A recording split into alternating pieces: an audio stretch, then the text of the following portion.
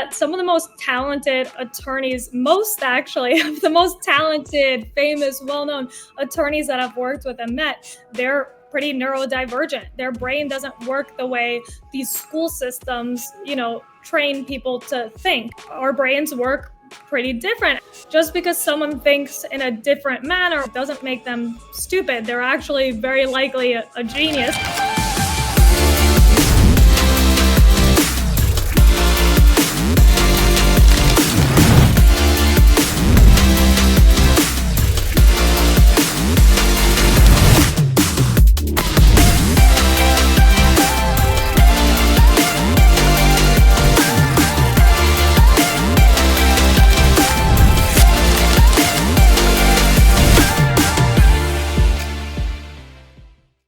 Hello and welcome back to the Connected Mindset Live. I'm your host, Greg Tomczyk. Each week we bring on a guest to help you fuse art, science, and magic to live your most connected life. You guys know I'm all about that. And today's guest is somebody that is pioneering an industry that is very near and dear to my heart as a previous cyber attack victim. Somebody I wish I had on my side some years ago. And, really a great mind in the industry that knows how to break down barriers, has started her own company. Something that I think we all need a little bit more of is strategies on how to break down barriers. And you're going to hear a little bit about that today from Miss Star Kashman. Star, thanks so much for joining us and welcome to the show. Well, thank you so much for the kind words and the amazing intro. And thank you so much for having me. I'm excited to jump right in. Absolutely. Same here. So Star, how we like to start the show is what mission are you on? And what are you hoping that each person listening in today walks away with? I am currently on the mission of assisting and empowering victims of various forms of cybercrime and also empowering those who are interested in getting involved in the space of technology law. Many people don't know about it. They might not even know that it exists. And I want to bridge the gap between brilliant technology minds, brilliant legal minds, and really start to get the ball rolling on proper legislation and proper case law in the digital age. Excellent. It's a huge mission, very impactful. I've seen firsthand the delay of regulation and laws around these advanced technologies. We're all using them. We're depending our lives on them. We're depending our businesses on them. Mm-hmm. But the regulation is still not there. I actually started my career working for law firms as kind of an e-discovery partner and doing investigations. And wow, it was very insightful, but it brought out a lot of, we need somebody to help people do this proactively. Mm-hmm. That's what has led me to my career today and starting Valor Cybersecurity about 3 years ago. So I'm curious, how you got the passion for this space, because it's multidisciplinary. It's not just going and saying, I'm going to be the traditional lawyer. Mm-hmm. You've kind of blended passions of technology and growth and your business mind with that law degree that you have. So curious how you became kind of passionate about the space and what your journey's been like. Yeah, that's a really good question. So I was a young woman growing up in the digital age. For those who don't know, women are disproportionately impacted by tech-facilitated abuse. So that could be anything like cyberbullying, cyber harassment, cyber stalking, image-based sexual abuse, etc. So when people utilize technology to abuse their victims or even speed up, automate, and anonymize the processes involved with that. So for me, I was on the receiving end of some of those many crimes, as were most people, I feel like, growing up in the digital age. And I just naturally developed some tech skills, I guess you could call it, protecting myself using advanced search techniques to maybe de-anonymize offenders and gather more information about what was going on if I was under attack, to collect evidence and things of that nature. Many women actually tend to develop these skills without necessarily realizing that they're skills. For example, if a girl is going on a date with a man that she met online, she'll probably tell a friend, oh, his name is first name here. That's it. She'll in 10 seconds respond with, found him. Did you know he has a criminal record? Here's what he was arrested for. Like, he's battered his previous girlfriend. So it's a good way to protect yourselves and prevent yourselves from being thrown into dangerous situations to an extent. So I then would take apart iPhones for fun. I was just really curious about learning. I ended up going to law school because I really wanted to help people. And I didn't even really know that technology law was an option. At the school I attended, there was a cybersecurity and national security law class. I was very interested in learning, so I joined those. I loved them. In one of the classes, my professor gave me an assignment to write about something that interested me.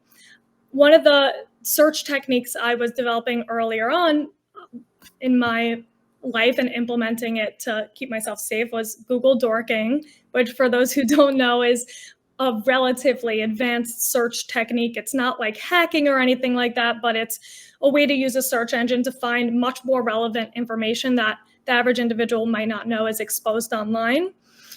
So when I grew up learning about it, I saw also that they were teaching people how to find passwords, social security numbers, active web cameras online.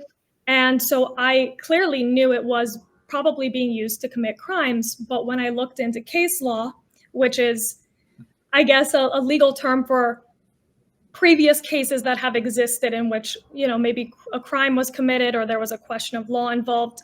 And I didn't see any courts mentioning it, despite there being cases that I knew as someone who knows of the technique that technique was being used in the case.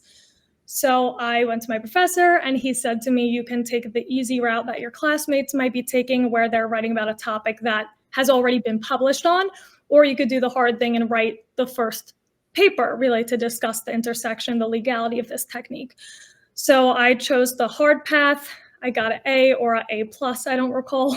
But then after that, I expanded on it and I published it in the Washington Journal of Law, Technology, and Arts, which I'm really happy about. We had an event with ethical hackers involved where they pulled up web cameras for the audience to see in our law school in like a couple seconds time, which really shocked the audience because they didn't know that was possible.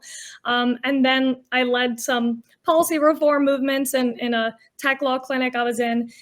Then I worked for some high profile New York law firm that was really on the cutting edge of emerging technology law. They ended up taking down Omegle, which was a huge, huge win for products liability charge because some pedophiles and predators were utilizing the platform against minors. And I saw just how much demand there was in the field. And I was really interested in putting together a team of attorneys that have some experience in the tech field or even appreciate experience in the tech field and know when they might not know something as much and might need to outsource talent.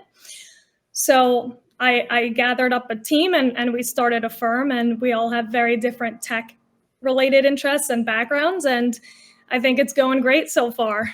I love that. I love the ability to experience it yourself.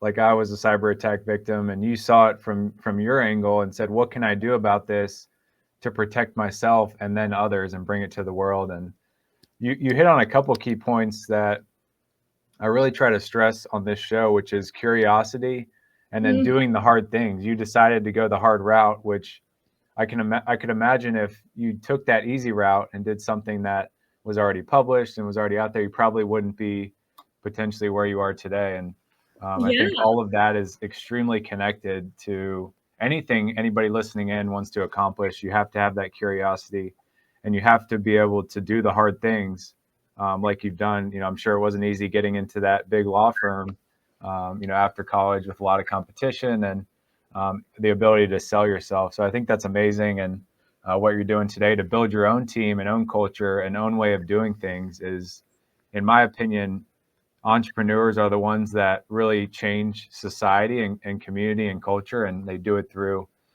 business and doing it on their own and showing and being an example of what it really looks like to accomplish something like that. But I know it's not easy to run a business and there's ups and downs. And it's fascinating that you've been able to start a firm with other people that don't necessarily always think like you do and kind of bring those mindsets together.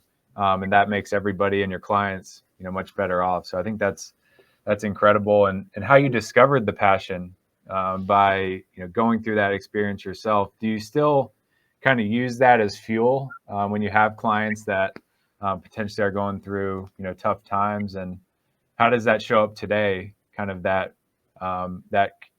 uncertainty, that pain that you felt when you were going through it, how does that show up in your life today? It shows up very, very often, and I'm very passionate, very motivated, very driven. I feel for other people as if certain things are happening to me myself. So sometimes that's difficult and draining for attorneys. A lot of attorneys like to block it out or desensitize. And there are times where a little bit of getting a little bit less sensitive to certain things is helpful. But to me, it does really fuel me, and it does really connect me to clients on a very different and personal level, because a lot of them come feeling really helpless, really beaten down, really hurt and broken occasionally, like I've felt in the past, and I'm sure you have probably felt similarly when you dealt with being a victim of cybercrime. And I like to be a little bit non-traditional and straightforward with them and tell them if it's something that I can relate to, or it's happened to a friend of mine, and here's what we did in that situation. They like to feel that they're not alone, because they're used to maybe going to law enforcement or other law firms that are more afraid of the technological aspects of their case, that turn it away or say there's nothing we could do about it because we think the offender's anonymous and don't feel like looking into it further. So I like to just let them know, look, this is something that's very normal to happen. It happens to a lot of people. You're not alone. You're very brave and strong for taking the first step and for taking initiative to fight back and regain your power. And I'm going to fight for you like I wish someone fought for me. So it is very empowering. It's hard because sometimes it does get emotional. I do get personally offended when people wrong my clients. I don't act in an unprofessional manner when that happens, but does it fuel me to fight back harder and sometimes take another step that maybe I wasn't paid to take, or they weren't necessarily expecting me to do, but I want to go above and beyond? Yes, I will take that extra step.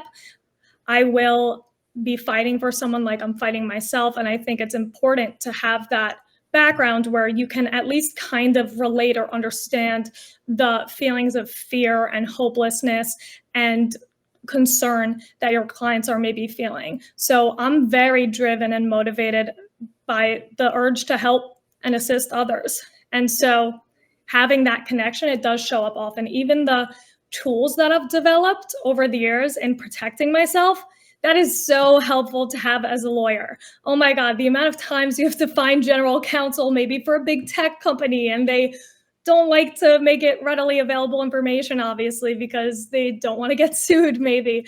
It takes a lot of time and would be a lot of billable hours, or other people would maybe turn away cases because of anonymous vendors and things of that nature. And it feels really empowering to be able to find and uncover certain information that the average individual might not be able to. Yeah. Wow. That's incredible. You've kind of built the full circle, because a lot of catastrophe, a lot of these attacks, these incidents, they're so painful for people, but oftentimes the people that are helping them haven't gone through it. So they can't say, I've been in this position. This is how, I know you're feeling. That is a huge part of helping somebody to get through anything. And it's not just, a lot of people stick that in like the therapist route where it's like, oh, just go see your therapist and they'll help you relate. But I've seen that firsthand when I can go into a room with a company that's had an incident and I can say, I have actually been in your shoes and I know how this feels. It's like they take a deep breath and they're like, holy cow, like this person really gets it, as opposed to saying, I've done this for other people, I'm here to help. And it just is way different. And I think when I think about what people can take away from that are listening in, is you have to kind of find the passion that you can relate to the actual person that you're serving. I think about, in college, I sold life insurance as an internship, and I couldn't really relate to it because I never had something like that happen around me, that my family member needed life insurance or saw the impact of it. So it was very hard to push through some of the objections because I felt like people didn't really need me. Maybe maybe they did, maybe they didn't.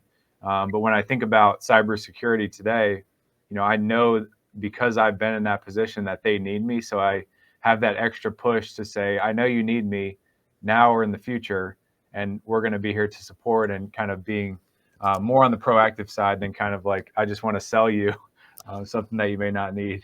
Oh yeah, that's totally correct. It's like, and you know the reasons why because it happened to you. I have that similar experience as an attorney. Sometimes so much has already happened to damage certain people that try, and I don't blame them for trying to ignore the problem because they just hope that it'll get better. And I hope for them that it will get better, but occasionally it doesn't. It occasionally gets worse. You know, certain offenders are very consistent and they're not going to stop until they're physically made to stop. So it does have a different energy when you're coming at the angle of you should maybe sign on earlier or be more proactive about this because this, and this could potentially happen. Mm-hmm. Absolutely. So it sounds like one of the change points for you was obviously the experience you had personally, you know, the experience to go the hard route with doing Google Dorking and then kind of carrying that momentum into your professional career to go work for a law firm that was leading the way and then to eventually start your own. Were there any other change points where you had to make, you know, big decisions on, should I go be a corporate lawyer? Should I do technology and be more of a tool developer because you have that background to, you know, develop tools and things, but you still have that interest in law? Were there any kind of change points that stick out to you as, you know, this decision is the only reason I am where I am today? Oh yeah, for sure. I definitely think the paper was one of those decisions. And something I could talk about later is limiting beliefs, because the paper was such a, even though I really wanted to put that research out there, of course, I think a lot that had to do with it was my mindset and just not letting myself believe what a lot of other law students are trained to believe. Speaking of that, a lot of people in law school are under the assumption, or people just in the legal field, that you have two options. Number one, you can do what you love, never make money, be working constantly, like overworked, underpaid, etc. Or you can go into big law and work at some glamorous law firm that pays a lot, but you're working for the enemy, or you're working till 3 a.m. and not doing what you love. I chose to not believe any of that. And I also didn't really do any of the traditional things other people were doing. Like there were a lot of school-sponsored networking or job application type events. I wasn't really interested in that. A lot of people did the traditional apply to jobs a certain way path, and everyone was all anxious, scrambling to find a job. And I just kept saying, you know, what's meant to be for me will find me, and I'll find the most perfect opportunity that's right for me. And that's what I did. And I made a connection actually hosting that Google Dorking event, which led to my job outside of law school. The other very transformative point was, after that, although I have had experience working at a very good amount of law firms in the past, including a very good amount of fields of law as well. Given my age in the field, some professors and people that I really looked up to, mentors, were really trying to push me to still just get more legal experience in the field. And I kept telling them, I'm very specialized. Like, I do technology law. I'm not going to settle for working at some big firm that doesn't make me happy, and I'm not passionate. I'm not able to help people in a hands-on way. I even had my mom, who's very inspiring, and she's really definitely been so helpful to me and has always guided me in all the best ways. Even her at some point was telling me, maybe apply to this medical malpractice job. I was like, Mom, I have experience in 6 fields of law, and like, I am one of the people that's shaping the field of technology law. Like, I have to do that. I know there's a lack of jobs in that field. I know it doesn't look as traditional because ideally I'd get experience from some big fancy firm with a ton of resources, but they're not doing what it is that I want to do. And people need my help as soon as possible. So I'd say a really transformative moment was kind of being in that fork in the road and kind of being pushed from some sides to maybe take a more traditional route, and then also being inspired a bit on the other side and hearing people who really believed in me and my journey in this space, and choosing to believe in myself and accept that that is my fate, and that I'll figure it out as I go, however I have to, because I'm driven and motivated to do that and to help protect people. And other people with more years of experience in the field might have less like tech law experience than I have still. So I just had to do that. And if I didn't, I 100% would not be where I am today. Mm-hmm. Absolutely. Yeah. I love the creative mind. I think that's something you had to have throughout that, because, I think the quote is, if you're crazy enough to think you can change the world, then you'll be the one to do it. And Oh, a lot of people think that they're ready to do something big, but then they get that feedback from family members. Oh, maybe go get the 9 to 5, or go get the big firm job and have that stability. And that, it goes back to that need for safety that we have as humans. And a lot of people conform to that. I'd say like 98, 99% of people are just like, oh, I'll go the easy route, the one that kind of looks better for the time being. And it's kind of doing what's convenient right now versus what is right for you in the future. And that's so hard to make that decision. And it's cool that you saw that and you were like, how can I go against the grain instead of going with it? And I think that's incredible. I like to say riches are in the niches, and you niche down pretty early, and which is super cool to see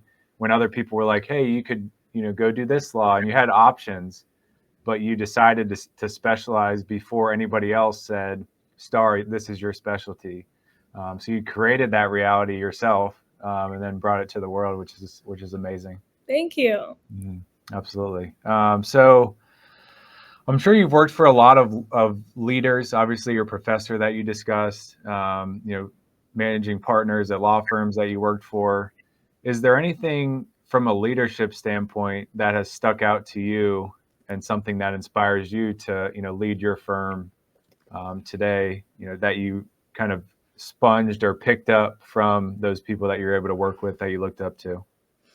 Yeah, for sure. There are some things that I've learned through my life, and in whether it's in the professional field, even in the personal life, like watching family dynamics and things like that. I'm always analyzing certain things that may cause negative impacts or positive impacts, and I'm taking note of that.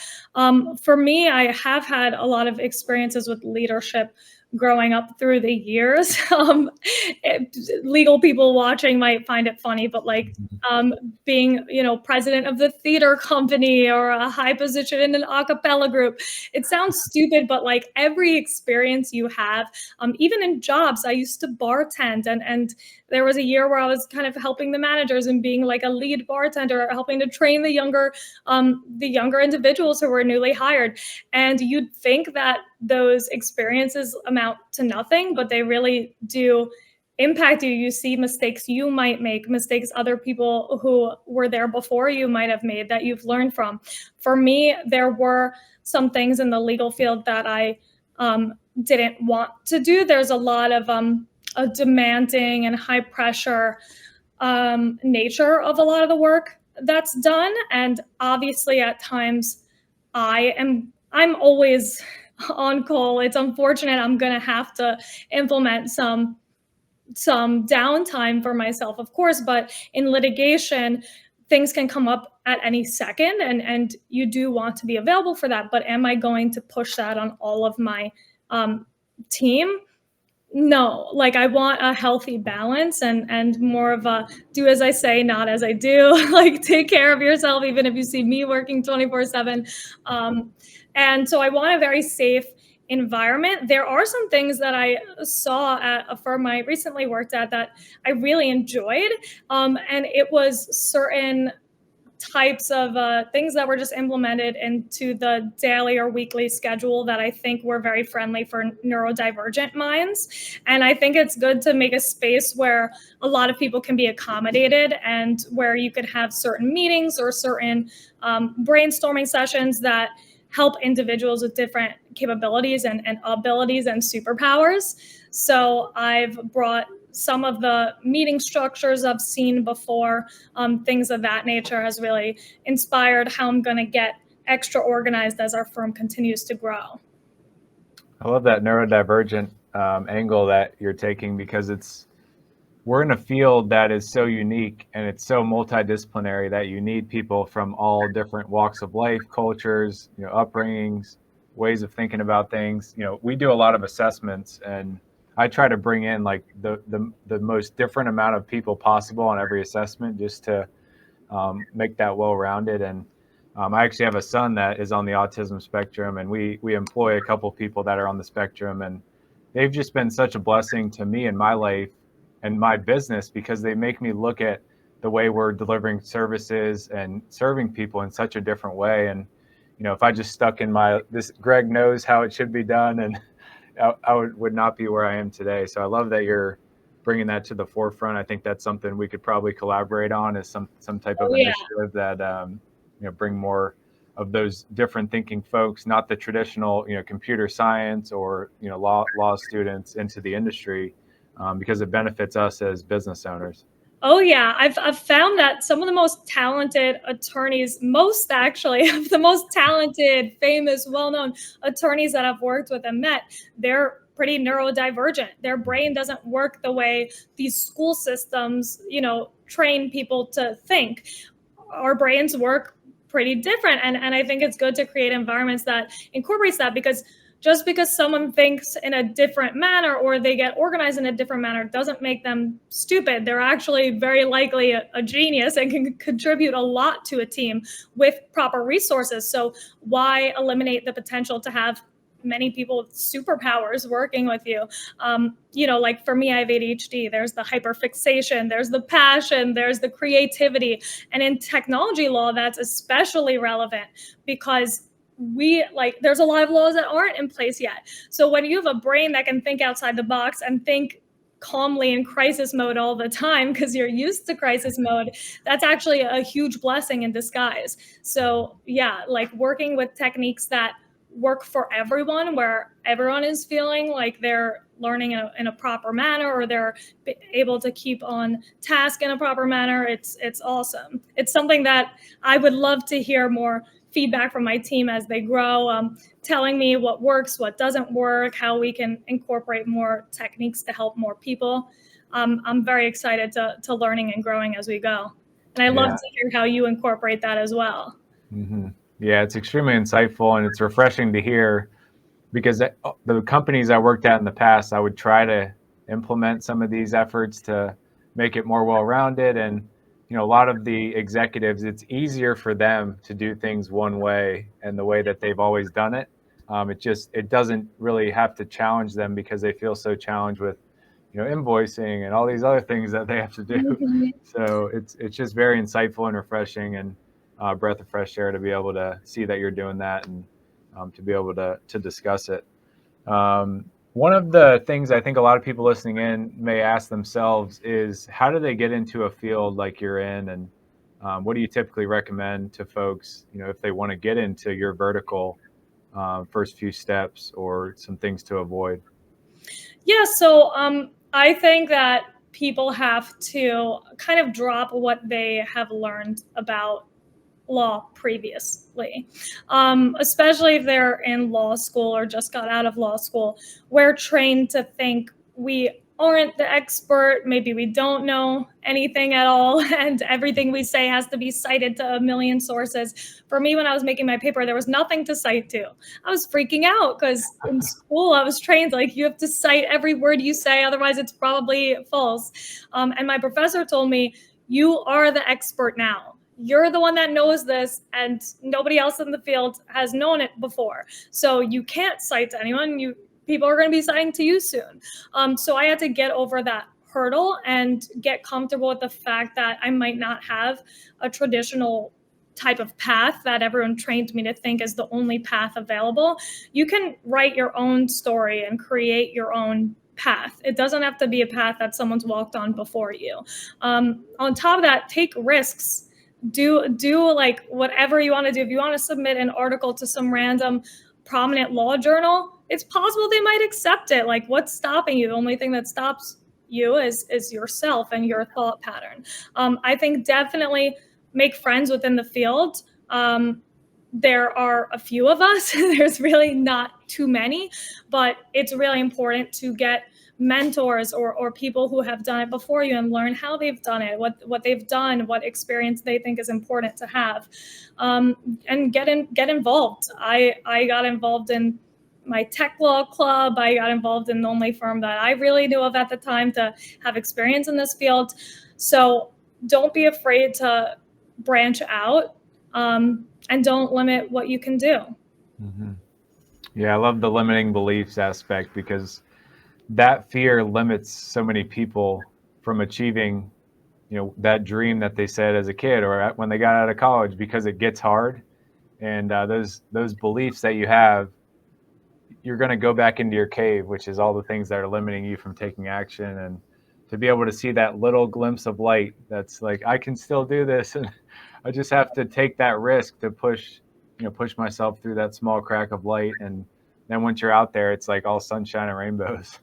Sometimes, but yeah, it definitely is hard. It's not the easier path. So you have to be really determined and really work at what you want to do.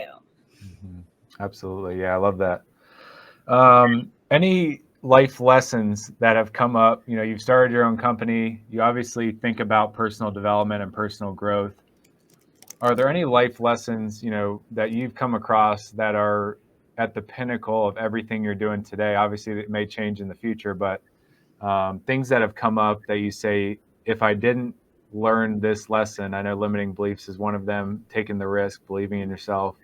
Any other life lessons that you'd offer up to the audience that have been huge for Star that they can take away? Yeah, something I believe in a lot is I love psychology. I think it's really important to know and understand other people, understand their behaviors. It really impacts every field that you could possibly work in. And something that's really important to me that I think a lot of people should work on, especially if you're working in victims' rights work or if you're working with victims of any kind, whether you're in the cybersecurity space and you're handling people who have just gotten hacked or dealt with some ransomware, there is a lot of trauma there. And obviously you're not necessarily going to be someone's therapist, but what I do think is it's really important that we heal and focus on ourselves and like put that energy, self-love and self-care into ourselves, before and during while you're helping others, because it's kind of similar to how people say, you can only love someone else properly if you love yourself first. I kind of agree with that. You have to be in a mind space where you've taking care of yourself or you're actively taking care of yourself. I know for lawyers that might not mean getting proper sleep or eating right or working out right because there's a lack of time, but definitely sign up for therapy and make sure that you're working on your mindset, because if you have healed from some of or have put effort into healing from some of your own past traumas, you could better help and be there and support other people as well. So I think a lot of people don't take that aspect as seriously as they should. And on top of that, something that I'm learning to do and I'm going to have to do is delegate. For me, I've seen businesses that could have been very incredible struggle a lot because people didn't know how to delegate, or they weren't self-aware of what they were good at and bad at, and they weren't open to hearing feedback either. For me, I'm a very self-aware person. I think that that's important, similar to why I think healing is important and psychological work is important. It is really important to be aware, okay, these are my strengths, these are my weaknesses, especially if you're a leader. And I know of some of my weaknesses, which is good because it could take me 10 hours to do a certain admin task, maybe that it would take someone who is interested in admin tasks 1 hour to do. So learn how to delegate, especially if you're a leader or if you have a little too much on your plate. Learn who is good at that and who can maybe complete that to increase efficiency on your team. So that's something I also think, as technology evolves, it's a good lesson to learn that if you don't evolve alongside it, you will get trampled by it. I've seen some firms that we're going against a lot of big actors and they might not have had as many resources. And some people are really afraid to change and evolve in the field. So they might not implement like document automation software or any type of AI usage in their work. And that's totally okay, but it will get hard when your opponents are utilizing those tools. So something big is to try to implement them, but I'll say this, safely, okay? These new emerging AI softwares and technologies and cybersecurity software and technologies that I see a lot of firms that know a little bit less about cybersecurity implementing, like, hey, download these 8 apps. Just because it's a cybersecurity app doesn't mean it's good to be having all these extra endpoints and places where your login and confidential information is being stored. It doesn't necessarily make it better or more secure, but implement technologies safely. If you're using something like ChatGPT, use it in an anonymized way. Don't put client information into something like that. But you could use it for organizational things, for automating tasks that are maybe mundane and shouldn't be done by hand all the time to save those billable hours and put time towards something else. So utilize technology, but keep in mind that it's not necessarily all secure and safe yet. So don't use it blindly, use it intentionally. Absolutely. Yeah, I love that technology consciousness. I think we could have a whole nother episode on AI and where that's headed. We do a lot of AI exposure assessments because the executives of the company aren't aware if their people are using AI. So it's the ability to recognize it's being used and then to protect it proactively is just so important. And to teach, like, if you're gonna use this, which you might, you have to be aware that you can't just ban someone from using something or not give a reason. Say, if you're gonna use it, here's how you do it in a safe way. Yeah, that education, and that's a cultural element that just doesn't exist in a lot of companies, and definitely some mission that we're mutually on to bring that to the world.